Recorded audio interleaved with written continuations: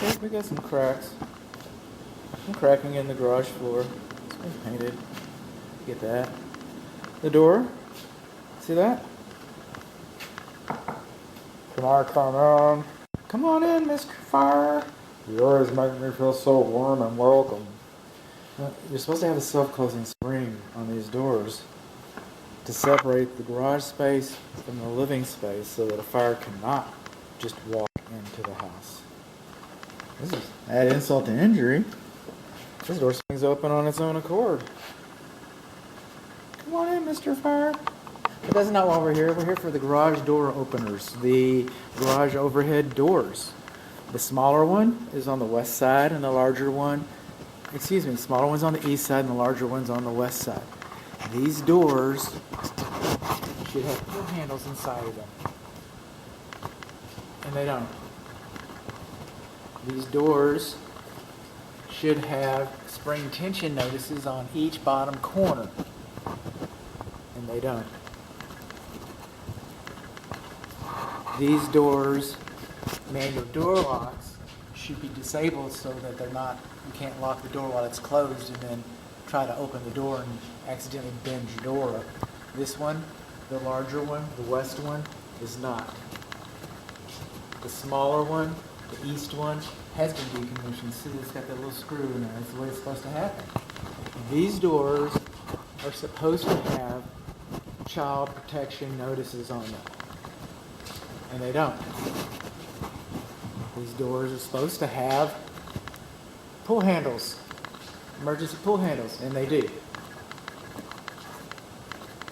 These door control wires are supposed to have insulated staples. Some of them have insulated staples, some of them don't have much of any staples at all. And some places, the staples are not insulated. The electric power supply to these doors is supposed to be GFCI protected, but we know because of the vintage of the home, this is just not. They didn't do that back then, so it's not done. Now, this one, this is throughout the house. You probably heard me complain about this already in an earlier video that I'm bound to make. The cover plates are missing. So we come across here for the door buttons. They're not supposed to be closer to the floor and the threshold than 5 feet. This one's pushing it. I'm vertically challenged. This one's definitely less than 5 feet. Is it illuminated? Yeah, it is. It's illuminated.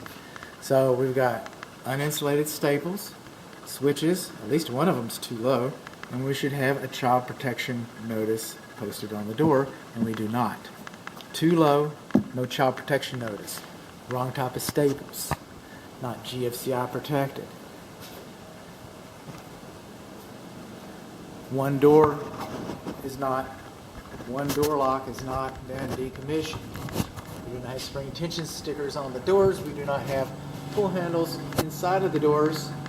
Manual pull handles inside of the doors. I don't think I mentioned that earlier. And we do not have warning notices posted on the doors. This is the way I test the door openers, the safety. This is the way I do it.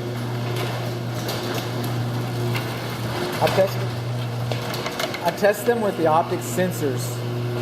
I do not block test doors.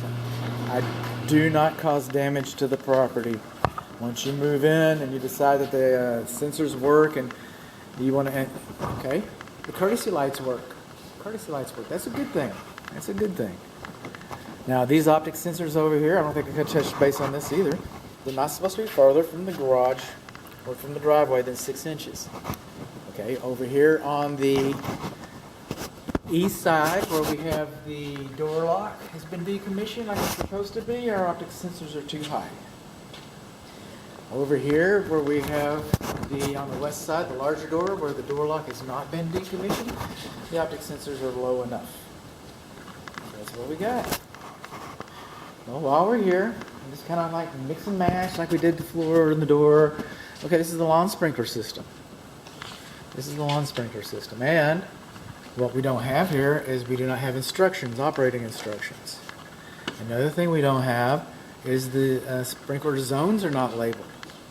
Sprinkler zones are not labeled. Another thing that we don't have is we do not have it doesn't appear we've got a weather sensor.